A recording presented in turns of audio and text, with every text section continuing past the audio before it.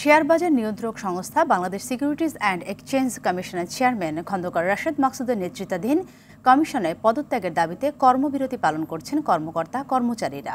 সকাল থেকে এই কর্মসূচি পালন করছেন তারা। চলছে না অফিসের কোনো কার্যক্রম।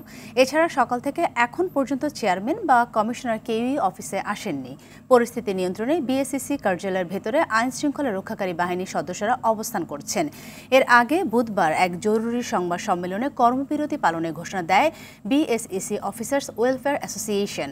তাদের সাথে একাত্মতা প্রকাশ করে একই দাবিতে মানববন্ধন করেছেন বাংলাদেশ ক্যাপিটাল মার্কেট ইনভেস্টর অ্যাসোসিয়েশনের নেতৃবৃন্দরা।